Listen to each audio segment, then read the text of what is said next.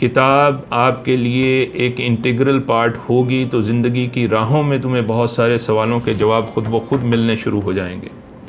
एक और हमेशा बात याद रखो कि ये जब मैंने खुद ज़ाती तजर्बे में करके देखा कि मैंने 2 किताबें लिखी और मेरी जैसे मैंने बताया कि मुझे प्रैक्टिकल लाइफ में तकरीबन 28 साल हो चुके हैं।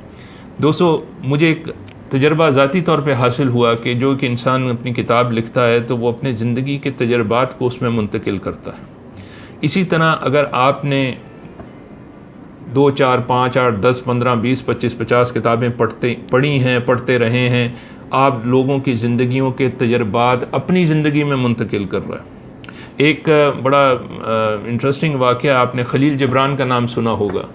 खलील जिब्रान 25-28 साल का नौजवान था। उससे किसी ने एक दफ़ा पूछा कि खलील तुम्हारी उम्र कितनी?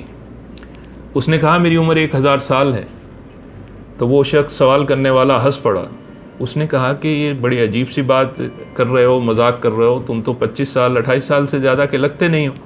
1000 साल तुम्हारी किसी इंसान की उम्र कैसे हो सकती है? उसने कहा मैं साबित कर सकता हूँ। उसने कहा कि ज़िंदगी में जब भी मुझे लोग मिले जो कि तजर्बेकार थे, दानिश्वर थे, तो किसी को अगर 60 साल की उम्र के तजर्बे के बाद कोई बात समझ आई, किसी को 50 साल के बाद कोई बात समझ आई, तो मैंने उस तजर्बे को अपनी ज़िंदगी का हासिल बना लिया।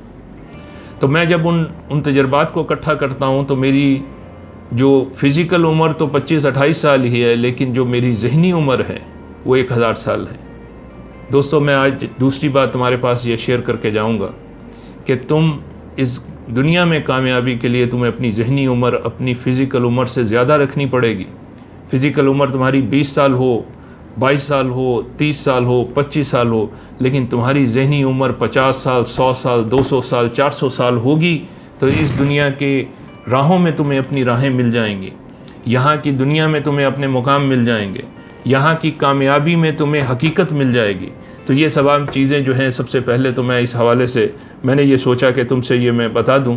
और मैं ये तुम्हें बता रहा था कि जिस वक्त मुझे ये किताब की मोहब्बत इतनी ज़्यादा हुई कि मेरा जो जेब खर्च है वो फिर पूरा नहीं पड़ता था और मेरा पूरे का पूरा खर्च उस पर होता था। फिर मेरी ज़िंदगी में एक डायमेंशन हुई, क्योंकि जब इंसान किसी चीज़ की मोहब्बत में मुब्तला होता है तो मुझे पहली दफ़ा कैसे महसूस हुआ, हमारे घर के पास में, शायद आप लोग जानते हों, एक बहुत मशहूर, मैं लाहौर से बिलोंग करता हूं, तो वहाँ पे एक कुतुब खाना था जिसका नाम फ़िरोज़ सन्स था और वहाँ पे हमेशा नई नई बुक्स आती थी।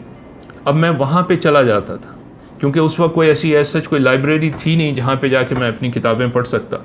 तो मैं उस कुतुब खाने में चला जाता था, लेकिन वो बुक स्टोर सेलिंग पर्पज़ के लिए था, वो लाइब्रेरी नहीं थी।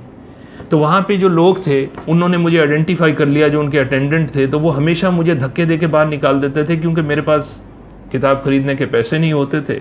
और वो समझते थे और मुझे कहते थे कि तुम किताबें खोल के पढ़ते रहते हो, तुम उसको लेते नहीं हो। तो वो मुझे ज़बरदस्ती निकाल दिया करते थे। लेकिन मैं अपनी उस मोहब्बत में, उस जुनून में हमेशा मैं उस तरफ का रुख करता था।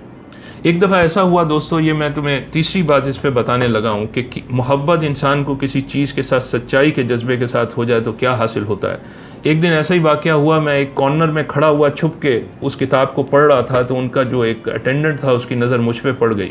वो चीखता हुआ मेरी तरफ बढ़ा, उसने मेरे कॉलर को पकड़ा और मुझे घसीट के बाहर ले जाने लगा। इसी असना में वहाँ पे एक मैनेजर जो उनका था, वो वहाँ से उसका गुज़र हो रहा था। उसने जब ये सूरत हाल देखी तो वो मेरी तरफ आया। उसने अपने मुलाजिम से कहा कि मुझे छोड़ दो, और मुझसे उसने सवाल किया कि बच्चे तुम यहाँ पे किस लिए आते हो। तो मैंने उन्हें बताया, मैंने कहा कि जी मुझे इन किताबों से इश्क हुए और मैं अपना वक्त यहाँ पे गुजारना चाहता हूँ, और मेरी जो जेब खर्च है उसमें इतनी ताकत नहीं कि मैं बहुत सारी किताबें ख़रीद सकूँ।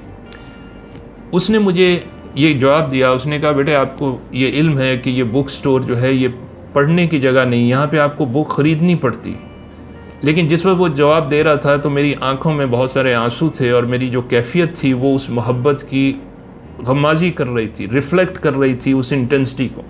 मैंने पहली दफ़ा मुजज़ा होते देखा दोस्तों अपनी ज़िंदगी में। वही मैनेजर जब उसने मेरी आंखों की तरफ देखा, जब उसने मेरे जज्बात को देखा, उसने उसी वक्त अपने मुलाजिम से ये कहा कि इस लड़के के लिए तुम ये कुर्सी जो है ये मेरे ऑफ़िस में रखवाओ।